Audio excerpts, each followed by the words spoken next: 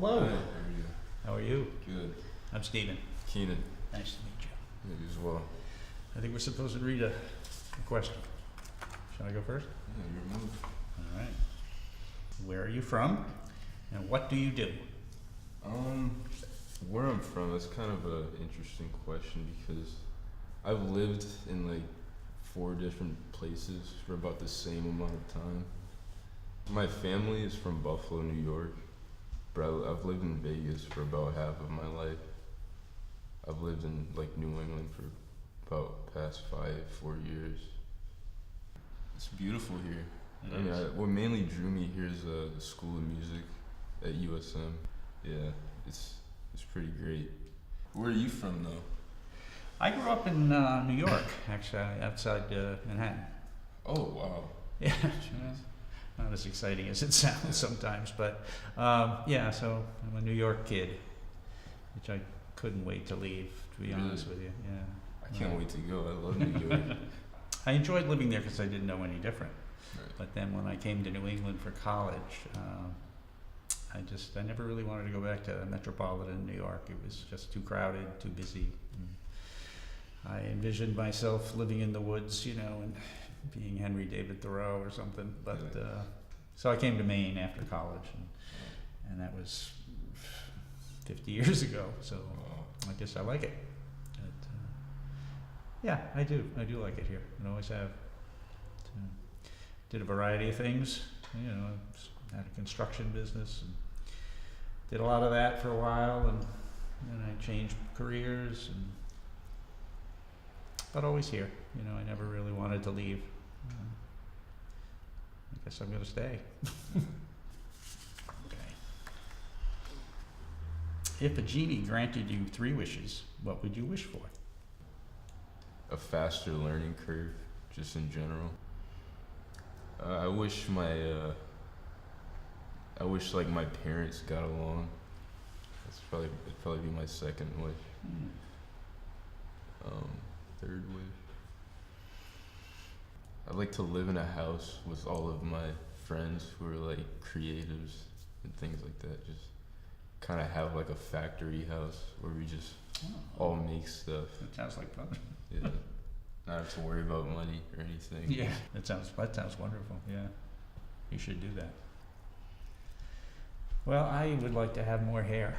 That was one of my wishes. But that's it's sort of a semi-serious thing.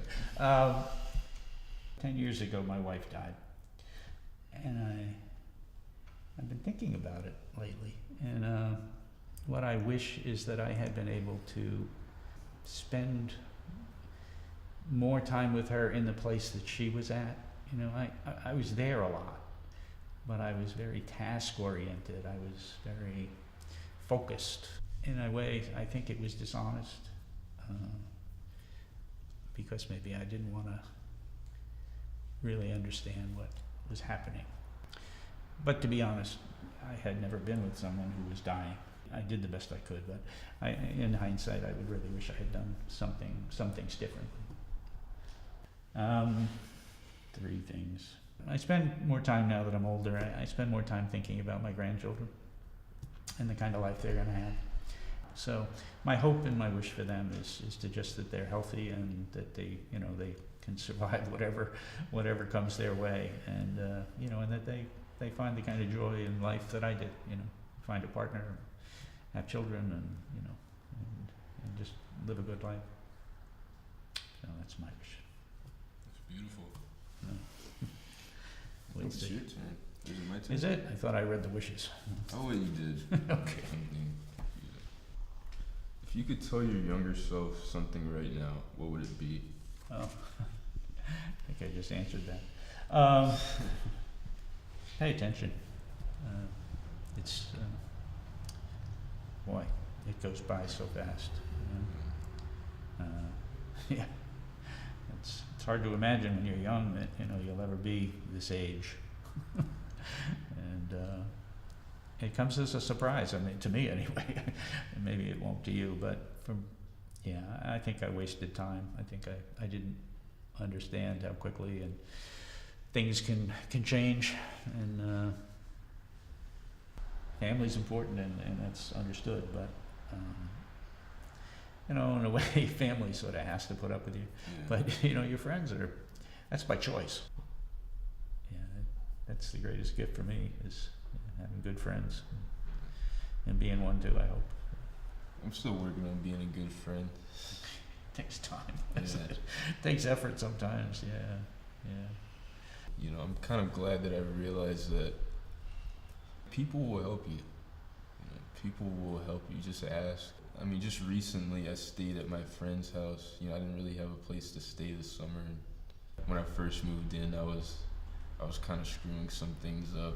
They were really good to me, Yeah. so it's nice. Cause I'm a introverted person, and I don't know where I would be mentally if I didn't, if I didn't have just people that I could Yeah, being just an depend introvert, on.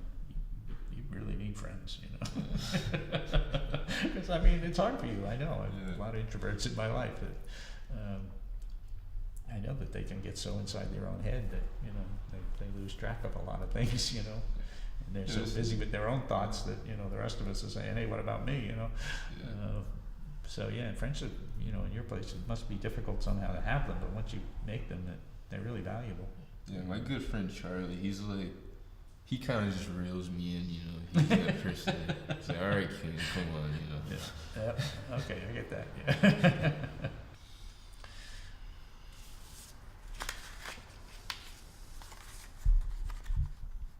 What's the most challenging thing you've experienced? I'd say probably right now, as a musician, how I'm going to sort of find my place, how I'm going to make money and, debt after school. The path eventually reveals itself a bit if you just pay attention, I think, I had similar experiences, not knowing what I was going to do with, with this or that or the other.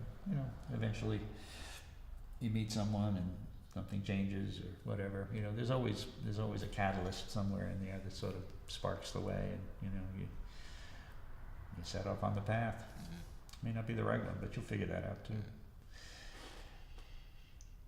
My challenging experience. My wife was an alcoholic, and I didn't know anything about addiction then. I didn't really know. I had no idea what was happening to my marriage and to my life. It was probably the most difficult few years I've ever had. The thing with addiction is that you're never really just an innocent bystander. You're a participant at different levels, and to come to that understanding, it took an awful lot of work, and it was an awful painful experience. It's different. I mean, she was later in life. She developed cancer, and she was dying.